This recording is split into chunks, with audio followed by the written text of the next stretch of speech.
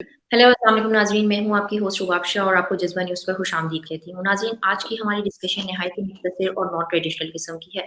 Non traditional इस वजह से क्योंकि जिस मसले पर हम गुफ्तगू करने जा रहे हैं, वो गो के पाकिस्तान के हर घर में एग्ज़िस्ट करता है, पर उसका इदराक बहुत ही कम लोगों को है। या यूँ कह सकते हैं कि वो मसला हमारे घरों में इस हद तक रच बस चुका है कि हमें वो मसला मसला लगता ही नहीं है। और जिस मसले पर मैं गुफ्तगू करना चाह रही हूँ, वो है लोगों के ज़ाहिरी खदो-खाल या उनकी फ़िज़िकल अपीयरेंस पे कमेंट्स पास करना या उसकी वज़ह से उनका मज़ाक बनाना। हम अक्सर अपने गिरदो-नवाह में सुनते हैं लोगों को कहते तंज़न या मज़ाहिया तौर पे किसी को छोटा, लंबा, मोटा, काला, गोरा, दंतु। लेकिन इस चीज़ को नहीं सोचते कि जिस इंसान को हम ये कह रहे हैं, जिसका हम मज़ाक उड़ा रहे हैं, अपनी तरफ से हम वो एक लाइट मूड में कह रहे होते हैं, उसकी ज़हनी ज़िंदगी ज़हनियत जो उसकी ज़हनी सेहत है, उस पे उसका क्या इम्पैक्ट होता है। और ना सिर्फ़ ज़हनी सेहत पे बल्कि लोगों की सोशियो इकोनॉमिक ज़िंदगी पे भी इसका एक गहरा असर है।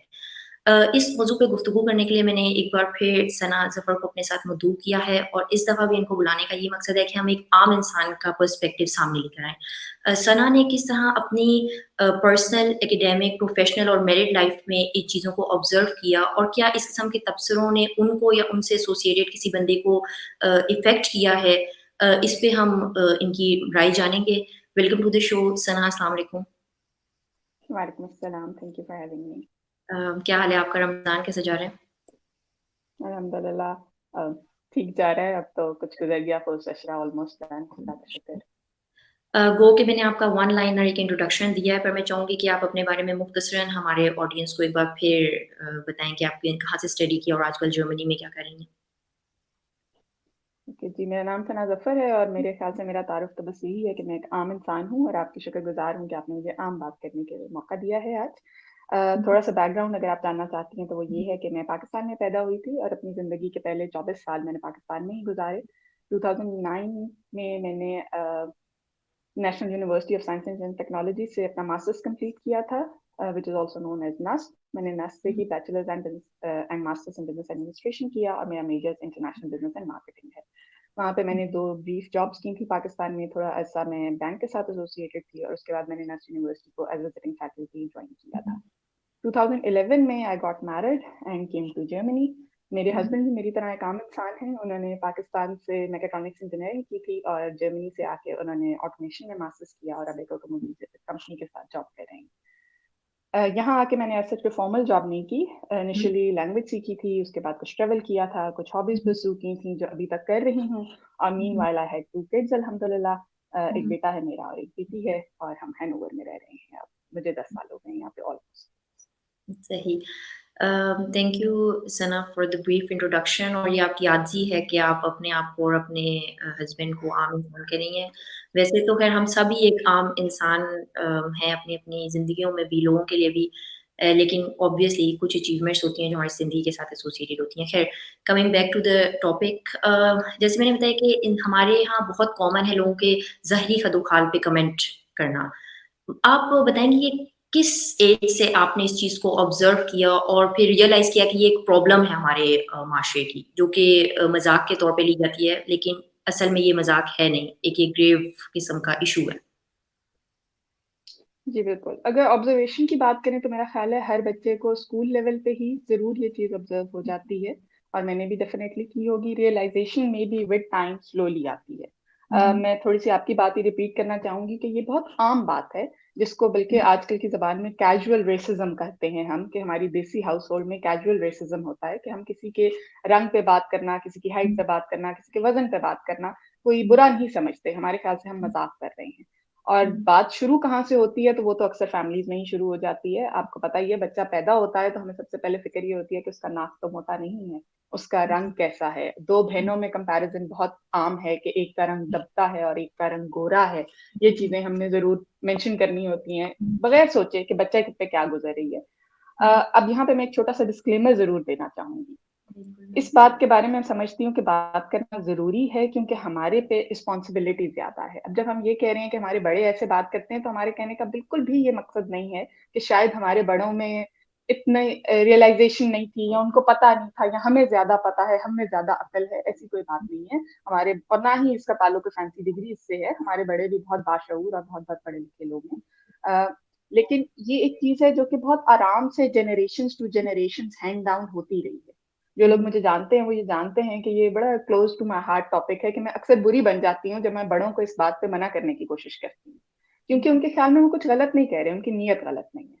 लेकिन हमारे लिए इस पे बात करना इसलिए जरूरी है क्योंकि मैं समझती हूँ हमारे पास एक्सेस ऑफ इंफॉर्मेशन बहुत ज्यादा है as compare to our previous generation.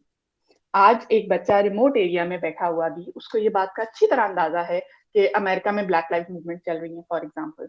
उसको पता है कि ग्लोबली क्या क्राइसिस है, किस तरह हो रहा है। ये बात शायद हमारी पिछली जनरेशन को नहीं थी। इसका ताल्लुक एक्सेस ऑफ इंफॉर्मेशन है, अवेलेबिलिटी ऑफ इंफॉर्मेशन है। जब हम बड़े हुए, आप और मेरी एज के लोग, तो वो तब इंटरनेट कॉमन होना शुरू हुआ, कंप्यूटर कॉमन होना शुरू हुआ। जब तक हम बड़े हो गए तो स्मार्टफोन कॉमन हो गया।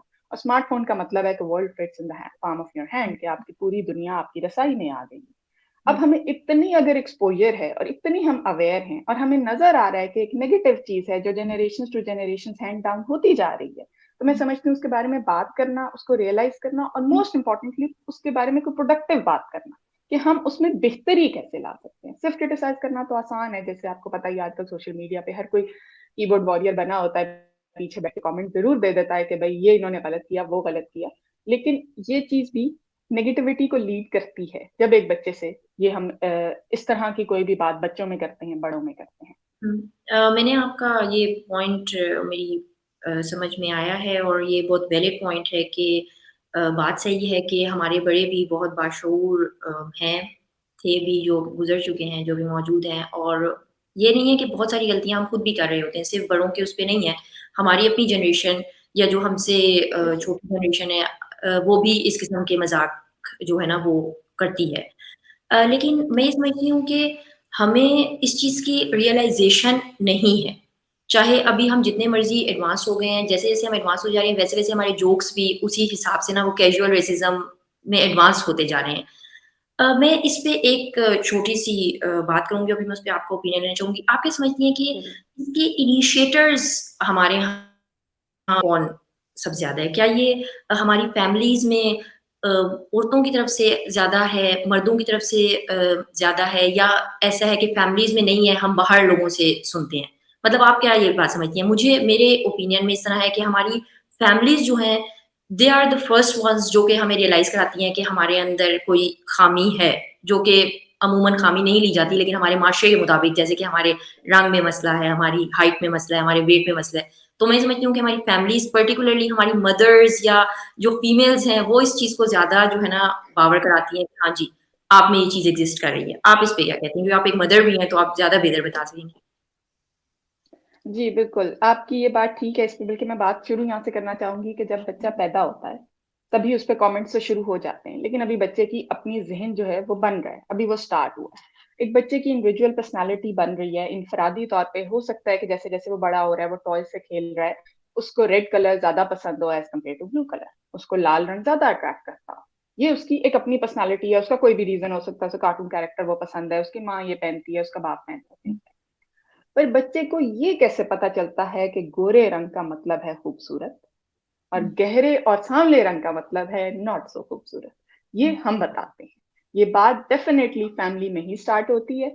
आई डोंट थिंक हम बहुत जनरलाइज कर सकते हैं कि हमेशा खवातीन ही करती हैं, बट शायद जब हमारी गैदरिंग होती है या कुछ, तो खवातीन में है थोड़ी सी टेंडेंसी ज्यादा। और उसमें भी मैं ये कहूंगी कि वो मोस्टली आउट ऑफ लव भी कर रही होती है। जब खवातीन बच्चियों को ये बता रही होती है कि तुम्हें फेयरनेस क्रीम यूज करने की कोशिश है, तो वो प्यार से कह रही हैं। वो उसको चाहती हैं कि हाँ शायद कोई दुनिया का स्टैंडर्ड है खूबसूरत होने का, तो वो बच्चा भी उतना ही खूबसूरत लगे। चाहती वो शायद यही है। लेकिन वो इस चीज को शायद हमने थ्रू जनरेशन, अच्छा आपने कहा हमारी जनरेशन ने भी काफी हद तक इस बात को इग्नोर कर दिया कि उस बच्चे के जहन पे क्या असर पड़ रहा है। बिल्कुल। हमने तो वहीं से उसे बताना शुरू कर दिया कि कुछ तो गलत है। हमने इस चीज पे तो फोकस ही नहीं किया कि तुम्हारी पर्सनालिटी को डिफाइन करने के लिए तुम्हारा इखलाक है, तुम्हारी हैबिट्स हैं, तुम किस तरह बड़ों से बात करते हो, किस तरह दोस्ती करते हो। इन चीजों से ज्यादा हमारा फोकस इस चीज पे आ गया कि आपकी पर्सनालिटी को डिफाइन करता है आपका गोरा रंग, आपका लंबा कद, आपका पतला, या जो भी वजन जो भी है, सो कॉल्ड एक हमारा parameter to conclude bill that. तो इसलिए डेफिनेटली ये फैमिली से शुरू हो जाता है। उसके बाद स्कूल में, स्कूल की बारी आती है। आप कुछ कहना चाहेंगे स्कूल के बारे में या जनरली? नहीं, स्कूल के बारे में तो मुझे लगता है कि आप ज़्यादा बेहतर बता सकती हैं, क्योंकि अभी आपके बच्चे शायद किंडरगार्टन जा रहे हैं, तो उसमें जी, लेकिन वो जी। है कि उसमें थोड़ा-सा आपका एक्सपीरियंस में बी वेरी करे due to communities, I don't know, या मैं समझती हूँ कि उस चीज़ में अभी हम नहीं जाते कम्युनिटीज़ में किस तरह से डिफ़र करता है, लेकिन स्कूल्स में पाकिस्तानी स्कूल्स में ये हम सब इस चीज़ का शिकार रहे हैं कहीं न कहीं कि कौन खूबसूरत है, कौन नहीं है, कौन-सी लड़की स्टेज पे जाएगी, कौन-सी लड़की नहीं जाएगी, इवन कौन-सी लड़की हेड गर्ल बन रही है। अच्छा अगर आप बहुत एक्टिव हैं तो आपकी आउटर पर्सनैलिटी ठीक है, आउटर पर्सनैलिटी का हम ये नहीं कह रहे कि आप गंदे कपड़े पहने या आप बाल टाई अप नहीं करें या लड़के बाल नहीं कटवाएँ या और चीज़ें नहीं करें। पर्सनल हाइजीन या ड्रेसिंग इज़ समथिंग एल्स, लेकिन आपकी आउटर लुक पे कमेंट करना और उसके मुताबिक आपको जज करना और फिर स्टूडेंट्स को उस हिसाब से कैटेगराइज़ करना, ये मैं समझती हूँ कि एक इंतहाई नाइंसाफ़ी है। और उस पे मैं मज़ीद चाहूँगी कि अगर आपके बच्चे इस किस्म की चीज़ों से गुज़र रहे हैं, जो कि मुझे नहीं पता कि जर्मनी में किस तरह का है, तो उस पे थोड़ा-सा या आप रोशनी डालें। नहीं, नहीं, मैं इस पे जनरल बात करूँगी और अगेन वही वाली बात है कि हमारा डिस्क्लेमर वही है कि हमारा ये मतलब भी नहीं है कि हम सिर्फ़ देसी फैमिलीज़ को क्रिटिसाइज़ करें, शायद ये चीज़ें सारी दुनिया में बुलिंग होती है। ऐसा नहीं है कि अमेरिका में नहीं होता और यूरोप में नहीं होता, हर जगह होता है। पर हमारा कंसर्न तो अपने लोग हैं ना, हम अपने लोगों की बात कर रहे हैं। और स्कूल में डेफ़िनेटली जो आपने बात की, हम बात कर रहे हैं उन चीज़ों की जो हमें अल्लाह ने दी हैं। एक बिल्कुल। रंग के साथ एक खूबसूरती जो हमारा खदो-ख़ाल है, जो भी है, ये अल्लाह ने हमें जिस तरह से पैदा किया है, हम उसकी बात कर रहे हैं। उस पे शायद किसी और को हमें ये हक नहीं देना चाहिए कि वो किसी भी लेवल पे उसको क्रिटिसाइज़ कर सके या उसको अच्छे और बुरे में कैटेगराइज़ कर सके। बिल्कुल। आपकी ये जो है पर्सनल हाइजीन या कुछ, वो सब तो फिर डिफरेंट चीज़ें हैं ना, वो सब तो ज़रूर होना चाहिए। वो हमें बच्चों को सिखाना चाहिए, हमारा फ़ोकस उस पे होना चाहिए बजाए इसके कि हम उसके काले-गोरे में ही फँस के रह जाएँ। और स्कूल्स की जहाँ तक आपने बात की, मेरा अभी इतना एक्सपीरियंस नहीं कि मेरा बेटा छोटा है, वो किंडरगार्टन में है। लेकिन जनरली जो मैंने स्कूल में पढ़ा, देखा या मेरे जानने वाले हैं जो जाते हैं, स्कूल्स में भी हम जनरली बात यही करते हैं कि गलत है, गोरा काला रंग की कोई बुनियाद नहीं है, सब अच्छे हैं, सब खूबसूरत हैं, बात हम यही करते हैं। पर हुँ, आपको पता है जब उसके बाद एक दिन सिलेक्शन होनी होती है किसी स्कूल प्ले की, किसी फंक्शन की और उसमें एक प्रिंस होता है और उसमें एक प्रिंसेस होती है फॉर हुँ, एग्जांपल, तो हमेशा अंडरस्टूड है कि प्रिटी बॉय जो है वो प्रिंस होगा, जो प्रिटी गर्ल है वो प्रिंसेस होगी। और ये प्रिटी बॉय और गर्ल जो है हम किन चीज़ों पे करते हैं हमेशा से कैटेगराइज़, स्टार्टिंग विद रंग, गोरा जी, रंग होगा, लंबी होगी, बाल ऐसे होंगे, आँखें ऐसी होंगी, थिंग्स लाइक दैट। वहाँ पे भी शायद हमें ज़रूरत है थोड़ी-सी स्किल की, कि हुँ, कौन कॉन्फिडेंस से ज़्यादा बोल लेता है, किसकी एक्टिंग है, किसी का इंटरेस्ट है, किसी का नहीं है, किस चीज़ों की वजह से। अब जहाँ आपने बात की कि इसका ज़हनी नुमाइश नशो-नुमा पे फ़र्क पड़ता है, तो बिल्कुल पड़ता है। अगर एक बच्ची को ऑलरेडी आपने बता दिया कि हाँ, तुम्हारा रंग थोड़ा गहरा है, तुम प्रिंसेस नहीं बन सकती, हो सकता है उसमें एक्टिंग स्किल्स जिसको आप प्रिंसेस बना रहे हैं, उससे बहुत बेहतर हो, पर आपने उसका कॉन्फिडेंस वहीं चला जाती है। उस हुँ। बच्ची में कभी ये खुदा-तमादी आएगी ही नहीं कि हाँ, मैं भी आगे जाऊँ और मैं भी जाके कोशिश करूँ, मैं भी कर सकती हूँ। वो यही सोचती रहेगी कि हाँ, मेरा तो इतनी प्यारी तो मैं नहीं हूँ। तो बिल्कुल। स्कूल्स में तो यहाँ से शुरू हो जाता है फिर। अच्छा, आपने एक बात की कि हमारी माएँ जो हैं वो आउट ऑफ लव हमें बताती हैं कि हमारा रंग जो है वो गोरा ना होना चाहिए या हमें एक पर्टिकुलर ब्यूटी स्टैंडर्ड है जिसको मीट करना है। इस चीज़ को इस ब्यूटी स्टैंडर्ड को नॉर्मलाइज़ किन फैक्टर्स ने किया है? जैसे फॉर एग्ज़ाम्पल हमारे इश्तिहारात हैं। क्या आप क्या समझती हैं कि उस उन्होंने कितना रोल प्ले किया या जो हमारी एक्ट्रेसेस हैं, वो किस हद तक इस चीज़ में रोल प्ले करती हैं उसको मतलब फेयरनेस स्कीम्स के एड्स में आना या डेली एक गोरेपन की जो है ना वो अपनी रूटीन शेयर करना या इस तरफ लोगों को मतलब लोगों का इंटरेस्ट उजागर करना, ये आप क्या समझती हैं कि ये किस हद तक रोल प्ले करते हैं? जी, बिल्कुल, बहुत अच्छा पॉइंट है कि मीडिया का तो बहुत बड़ा रोल है। मैं इसी पे आ रही थी कि जब फैमिलीज़ में तो ये होता ही होता है। उसके साथ हुँ, बच्चे देखते हैं कि घर में जैसे टीवी है, हर कोई देख रहा है उसपे। उसमें एक बात तो ये कि डेफ़िनेटली हमेशा गोरा रंग जो है उसको अहमियत दी जा रही है। फेयरनेस क्रीम्स ने और इनकी कैम्पेन्स ने जितना बुरा हाल किया है हमारी कौम की थिंकिंग का और स्टैंडर्ड सेट कर दिए हैं। मैं नाम नहीं लूँगी लेकिन एक बड़ा मशहूर ब्रांड है जिन्होंने अब आके 2020 में आके उन्होंने अपने नाम में से फेयर हटाया है। और हुँ, सारा टाइम वो थ्रू डेकेड्स ये कैंपेन्स करते रहे कि आपका स्पेशली रिश्ता तब होगा जब आपका रंग गोरा होगा और उसके लिए आपको ये चाहिए। आप में कॉन्फिडेंस जब आएगा जब आपका रंग गोरा होगा। इन हमने बाकी रंगों को तो वो उस तरह से कोई इम्पोर्टेंस ही नहीं दी, हम उसी पे रहे। मीडिया में आप देख लें, मीडिया में जोक्स किए जाते हैं बहुत ज़्यादा, जिनको एक्सेप्टेबल समझा जाता है। अब मैंने ऑनेस्टली इतने ज़्यादा स्टेज शोज़ वगैरह नहीं देखे, तो थोड़ा अनफेयर होगा मेरा उस पे कमेंट करना। लेकिन मेरी ऑब्जर्वेशन ये है, मैंने लिटरली देखा है कि टॉक शोज़ जो टीवी पे आ रही हैं, उनमें साथ कुछ कॉमेडियंस बैठे होते हैं, जो मोस्टली स्टेज कैरेक्टर्स होते हैं। और वो स्टार्ट करते हैं बात अपनी, अगर कोई गेस्ट बुलाया हुआ है, फॉर एग्जांपल उसकी हाइट बहुत लंबी है, तो वो बात यहाँ से स्टार्ट करते हैं कि भाई इसकी हाइट पे कोई जोक करके, कि ये पंखे साफ कर लेगा, वॉटएवर जो भी स्टैंडर्ड जोक्स हैं।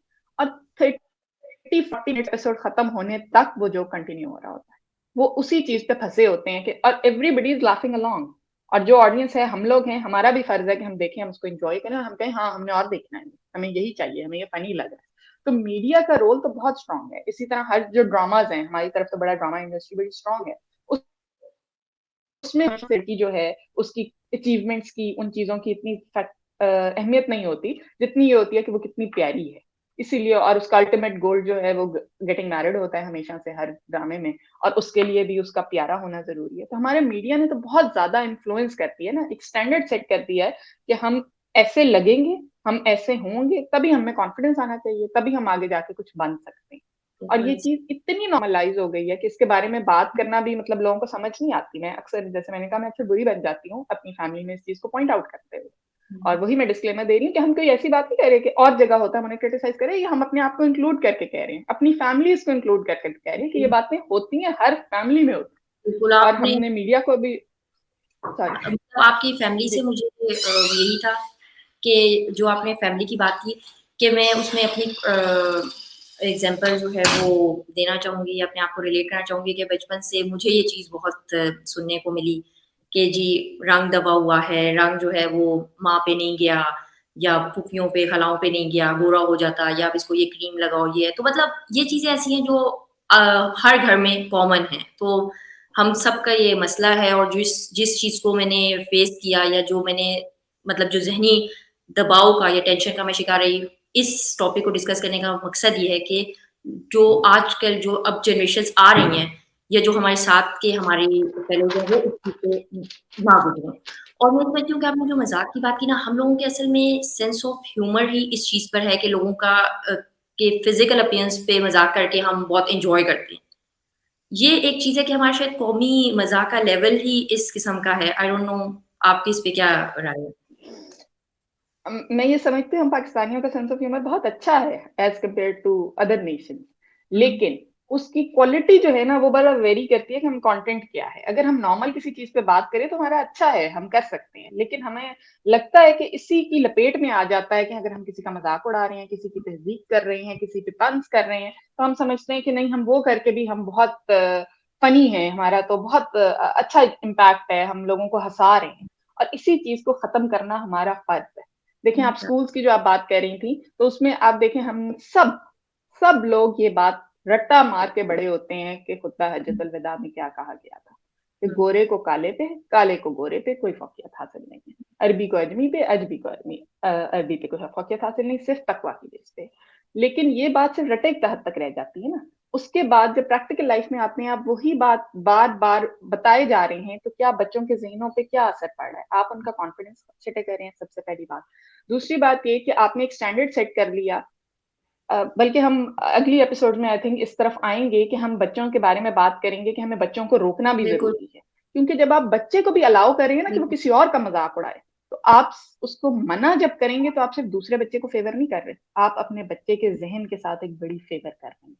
क्योंकि आपके अभी बच्चे बिल को भी ये पता है जी, जी, जी, कि बोलिए हमें प्लीज़। अप्रूवल तभी मिलेगा, कि हमें अप्रूवल तभी मिलेगा जब मैं, जैसे अगर उसको मैंने इस बात पे मजाक उड़ाया तो मैं ये नहीं करूंगा, इस बात पे अप्रूवल मिलेगा। बिल्कुल। ये बात आपने सही की है कि आने वाली एपिसोड्स में हम बच्चों पर भी और किस तरह से बड़ों के अंदर मतलब जो ये इस चीज़ से सफ़र कर रहे हैं, उसको किस तरह से हम साइकोलॉजिकल इम्पैक्ट उसका कम कर सकते हैं, उस पे भी गुफ्तगू करेंगे। लेकिन कंक्लूड करने से पहले मैं चाहती हूँ कि आप थोड़ा-सा 1-2 लाइन्स का कुछ अगर कहना चाहें, अपना कोई मैसेज या पैगाम देना जी, बिल्कुल, मैं देना यही कहना चाहूँगी कि हम चाहते ही हैं इस शो या इस सीरीज़ के थ्रू कि हम कोई कंस्ट्रक्टिव बात करें। हमने सिर्फ़ क्रिटिसाइज़ नहीं करना, आज तो हमने शुरू किया, एक इंट्रोडक्शन दिया कि क्या-क्या होता है। ये बात, इसको रियलाइज़ करें। देखें, कोई भी बात है, कोई भी मसला है, आपके सामने कोई गैजेट पड़ा है, अगर वो काम नहीं कर रहा, तो जब तक आप कोई आइडेंटिफ़ाई नहीं कर सकेंगे कि उसमें मिस्टेक क्या है, उसमें क्या मसला है, उसमें क्या एरर है, आप उसको नहीं ठीक कर सकते। इसलिए बहुत ज़रूरी है कि सबसे पहले तो हम आइडेंटिफ़ाई करें कि हाँ, ये हमारे मज़ाक का हिस्सा है और ये गलत है। गलत को गलत मानें, रियलाइज़ करें। सबसे पहली रिस्पॉन्सिबिलिटी हम एडल्ट्स पे है, इंक्लूडिंग मी एंड यू। हम एडल्ट्स पे है कि हम अपने मज़ाक को चेक करें, अपने मीडिया पे हम क्या चीज़ देख रहे हैं, बच्चे को किस चीज़ पे एक्सपोज़ करें और हम किस चीज़ को अप्रूव कर रहे हैं। अगर कोई चीज़ है जहाँ आपका नहीं फॉर एग्ज़ाम्पल ऐसी सिचुएशंस होती हैं जहाँ आप बड़ों में बैठे हैं, कोई बड़ा ऐसी बात कर रहा है, ज़रूरी नहीं आप उसी वक़्त उसको चेक कर सकें या कह सकें कि नहीं आप गलत कह रही हैं। लेकिन बिल्कुल, आपका बच्चा आपको देख रहा है, इसलिए आप इंडोर्स ना करें एटलीस्ट। गलत चीज़ को गलत मानें कि आप उसके हक में नहीं हैं। पहली क्लियर बात ये है कि हम पे एडल्ट्स पे ये रिस्पॉन्सिबिलिटी है कि सबसे पहले गलत चीज़ को मानें और अपना इनफरादी तौर पे इंडिविजुअल लेवल पे इस चीज़ पे एग्री करें कि हम एटलीस्ट खुद ये बात नहीं करेंगे। हम बिल्कुल। कोई भी चीज़ जो ज़ाहिरी है, जिसको रेसिज़्म शायद जैसे आप कह रही थी कि शायद ये रेसिज़्म के उसमें नहीं आता रेसिज़्म शायद बहुत कौमी बुनियाद पे और ऐसी चीज़ों पे होता है, लेकिन कैजुअल रेसिज़्म ये ज़रूर है कि हम आराम से लोगों के फिज़िकल फीचर्स का मज़ाक उड़ाते हैं, जो उनके इख्तियार में नहीं है, जो अल्लाह ने बनाए हैं और अल्लाह हर चीज़ बहुत खूबसूरत बनाता है, हर चीज़ की अपनी-अपनी जगह खूबसूरती है। नाज़रीन मैं सना की इस बात से मुत्तफ़िक हूँ और इस मुख्तसर एपिसोड का मकसद भी ये था कि आप लोगों को इदराक कराया जा सके कि क्या आप या आपके इर्द-गिर्द कोई भी इस रवैये का शिकार है? अगर है तो आज से उसको नोट करें और जहाँ तक हो सकता है उस रवैये की मज़म्मत करें और कोशिश करें कि उस रवैये को तर्क किया जा सके। अगले एपिसोड में हम इंशाल्लाह अपने साथ एक साइकोलॉजिस्ट को भी मदऊ करेंगे ताकि एक और सेर हासिल गुफ्तगू इस टॉपिक पे किया जा सके। तब तक के लिए अपने और घर का ख्याल रखें। अल्लाह हाफ़िज़।